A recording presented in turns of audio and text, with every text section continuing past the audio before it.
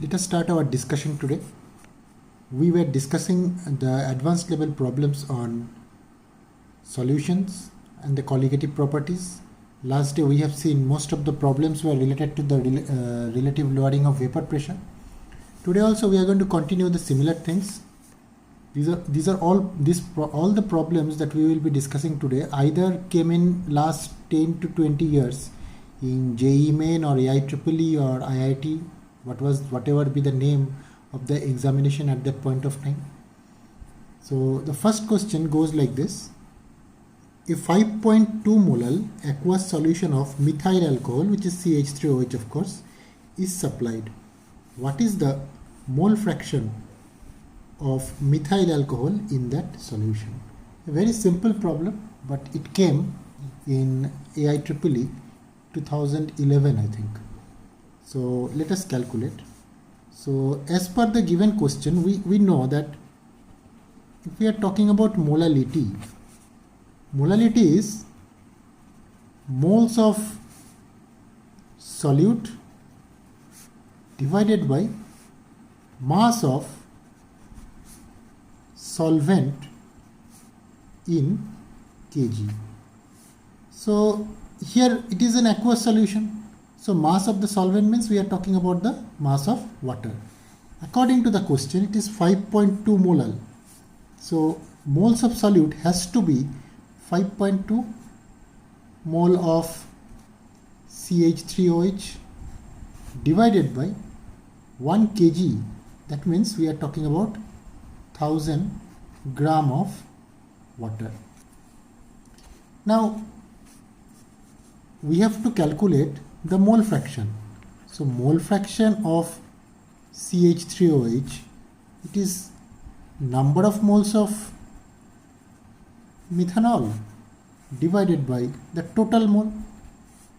So we can say it is N of CH3OH divided by number of moles of CH3OH plus number of moles of water.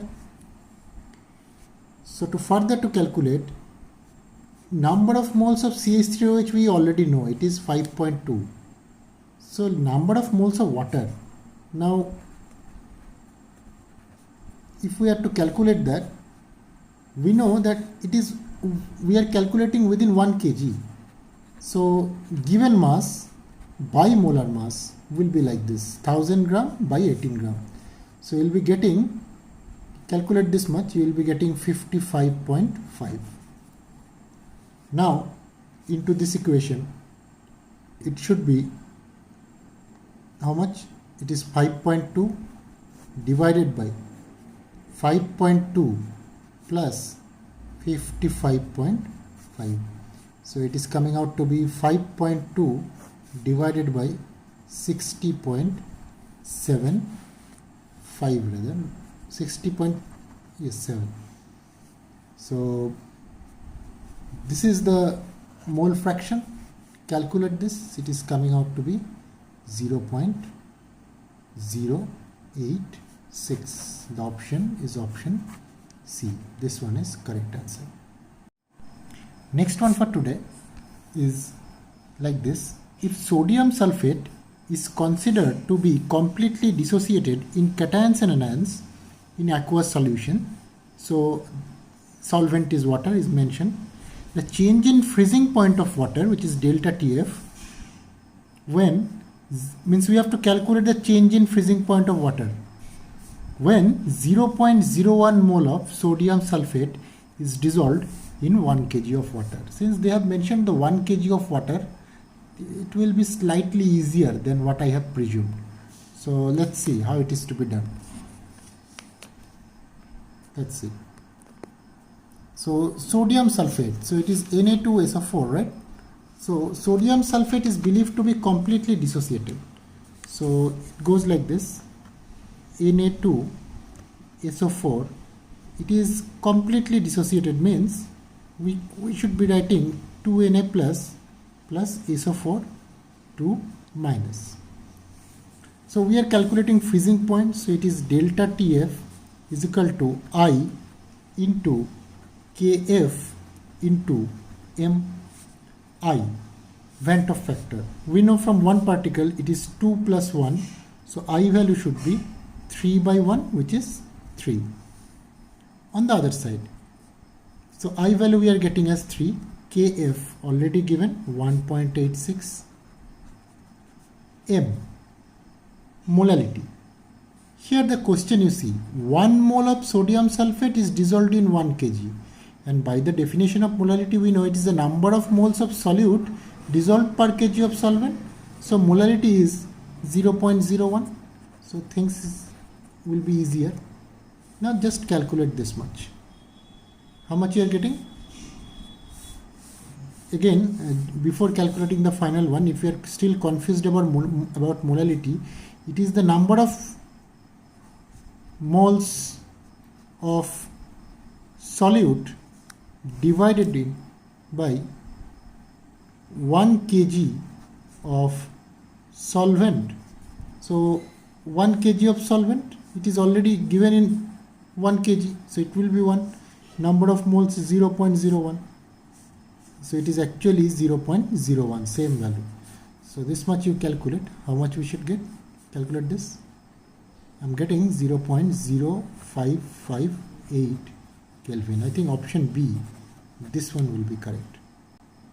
The next problem for today is a different type of problem. The question is the degree of dissociation alpha of a weak electrolyte, that is AXBY. Carefully see, AXBY is the electrolyte, is related to Van't Hoff factor I by the expression out of these four where alpha and I is connected, which expression is said to be correct. So we know Van't Hoff factor means it is related to either dissociation or association. Since it is an electrolyte, there will be dissociation. So let us see how this particular type of electrolyte could be dissociated. So if you dissociate like this, what do you expect? See here, if it is Na2SO4 like the previous case, we used to write 2Na plus SO4 minus. That means this one will be the coefficient of the cation. So similarly here it is XA, right? Now plus it is, but see the valency of A is Y, so it should be Y plus. So it is XAY plus. Plus, similarly, this B, what will be the valency of this? Check carefully. The valency of B is X and the coefficient will be Y. So it is Y, B, X minus. Now, so we are getting the dissociation like this. If, let me rewrite for the further calculation, we are writing AX BY getting dissociated into XAY plus YB X minus. Now, if we start with 1, initially it is 0 and 0. Question is alpha is the degree of dissociation. So after certain period of time, if alpha is the degree of dissociation, 1 minus alpha will be the amount which is remaining here. So it should have been alpha into alpha, but there are two coefficients. We know that coefficient is to be multiplied. So it should be X alpha and Y alpha. Now, number of moles before dissociation. How many? It is only 1 plus 0 plus 0, which is 1. Number of moles after dissociation, how much? Calculate carefully. So it is 1 minus alpha of the reactant part plus X alpha plus Y alpha. So it is 1 plus alpha. Check carefully, X plus Y minus 1. That is the number of moles after dissociation. After dissociation. So what we have calculated? We have dissociated the electrolyte into this. Then we have calculated how many number of moles are there before dissociation, because we are supposed to calculate the number of particles. Here it is number of moles, and after dissociation also how many number of moles are present. Now let us calculate I. We should write number of moles after dissociation and number of moles before dissociation equal to. So it should be I is equal to 1 plus alpha into x plus y minus 1 divided by how much? Number of moles before dissociation, it is only 1. So it is I is equal to 1 plus alpha x plus y minus 1. So it comes out to be I minus 1 is equal to alpha into x plus y minus 1. So after rearranging, it will be alpha is equal to x plus, just a minute, from here alpha should be is equal to I minus 1 divided by x plus y minus 1.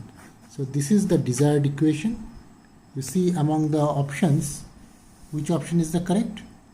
I think the option B, which is I minus 1 x plus y, sorry, not this one, first one, I minus 1 x plus y minus 1. So this is the correct answer.